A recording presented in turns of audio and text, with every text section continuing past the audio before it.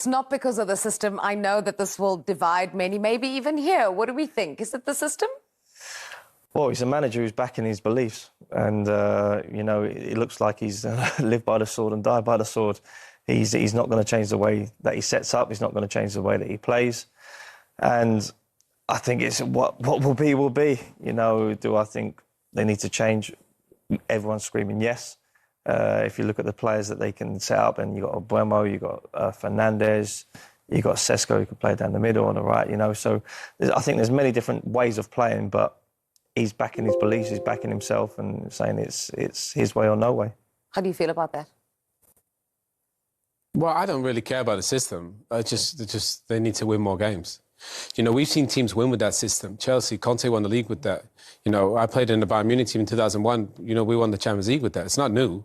You know, Glass has done an incredible job with that formation. But you'd have to say the formation isn't really getting wins.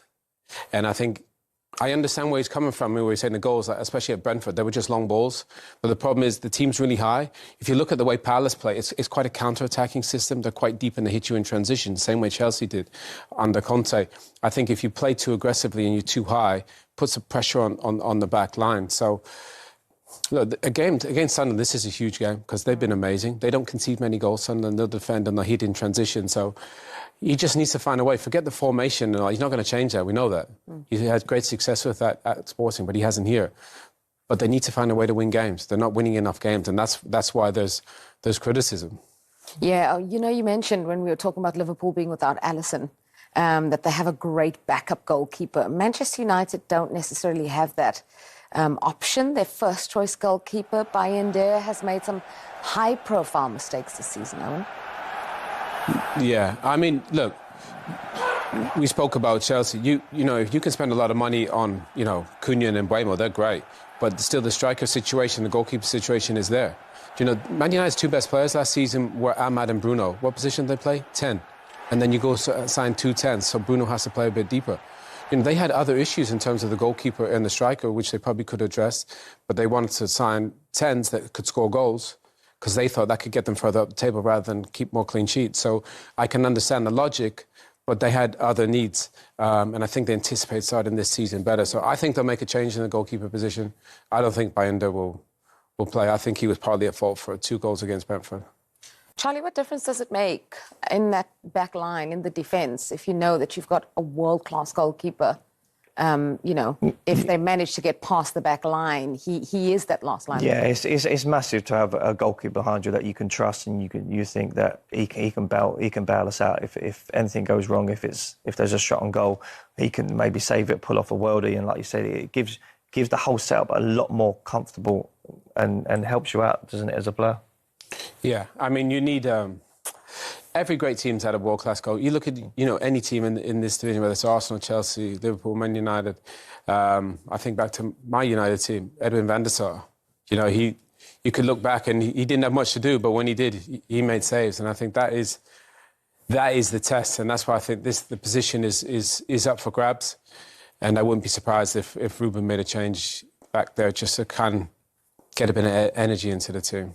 It's Ruben Amorim's 50th game in charge of Manchester United, and it's not going to be an easy one at all. Sunderland have made a remarkable start to the season. They really have. You know, they've surprised a lot of people. You know, it's a club that's come up, and notoriously over the last few years, it's normally clubs that come up go straight back down again. But they've made a great start, you know, and they're going to go to Man United full of confidence and looking to upset Ruben Amorim's 50th game.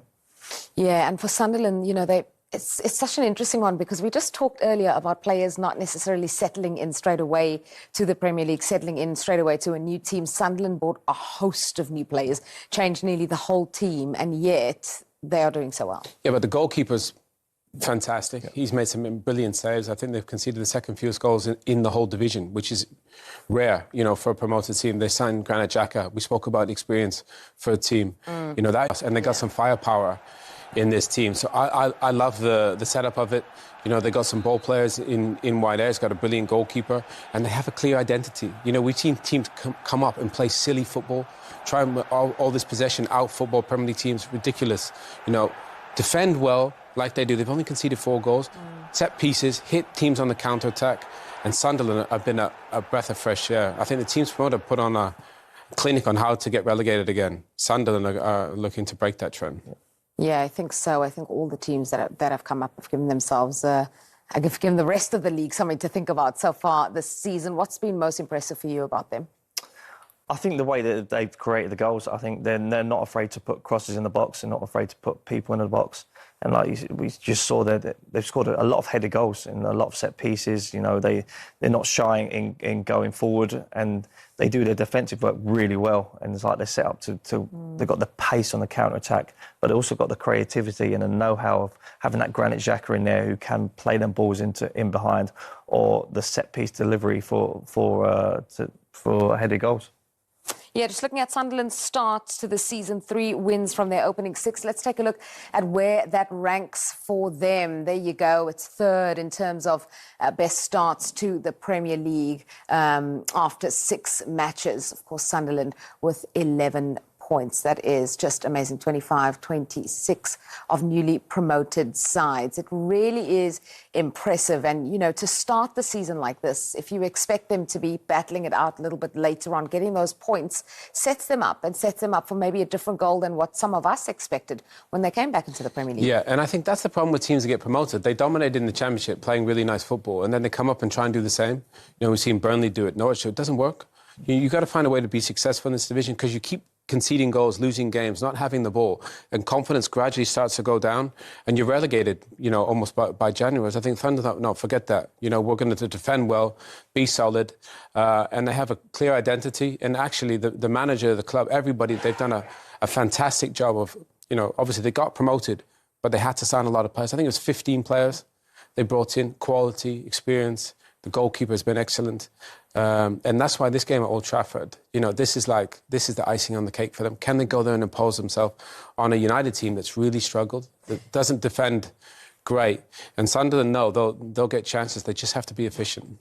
Yeah, just mentioning Sunderland's record at United at Old Trafford, it hasn't been great. Just 1 win in 31 matches in all competitions. How much does that play on your mind as a player going to a stadium where you haven't done well? Or do you think there'll be an element of, well, we can change this? This is the time. I think it's definitely that. I think, well, they can change it. I don't think many of the players will probably know about that stat, and I don't think the manager will want them to know about that stat. But like Owen says, I think they have a clear identity of the way that they want to play.